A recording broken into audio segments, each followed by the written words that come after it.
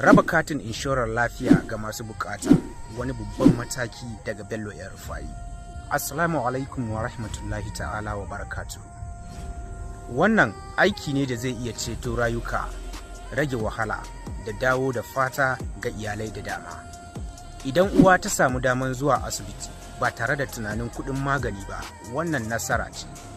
Idan tsoho ya samu kulawar lafiya cikin sauki, wannan abun ayaba ne. Haka kuma idan marasa lafiya suka samu kariya daga matsalar tsadar magani, wannan wani babban ci gaba ne ga rayuwar al'umma. A yau za mu yi magana ne kan wani aiki da mutane da dama suke ganin ba ƙaramin aiki ba ne ga al'ummar Kaduna.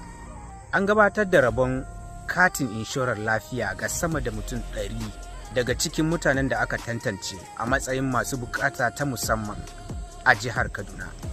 Kuma wannan tallafi ya samu ne ta hannun Bello ya Rufai. A Najeriya, ɗaya daga cikin manyan ƙalubale da talakawa ke fuskanta shine kuɗin magani. Akwai mutane da dama da suke fama da rashin lafiya amma ba su da ikon biyan kuɗin asibiti. Wasu suna sayar da abin da suka mallaka domin neman lafiya, yayin da wasu ma kan rasa damar samun kulawar da ta dace saboda rashin kuɗi. Saboda haka samar da katin inshorar lafiya ga irin waɗannan mutanen ba ƙaramin abu ba ne.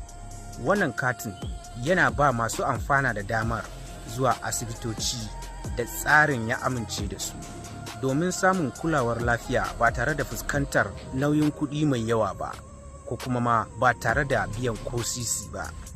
Wannan na nufin an rage musu damuwa, kuma an ba su kariya, kuma an ba su damar kula da lafiyarsu cikin mutunci.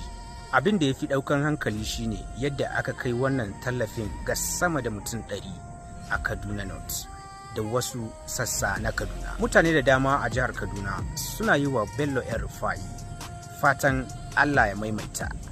A nan shirin ya zo ƙarshe.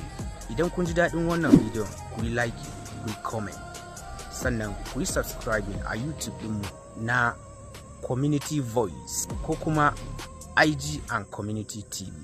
Ni ne naku Ibrahim Garba Garbati. Sai mun sake haɗuwa.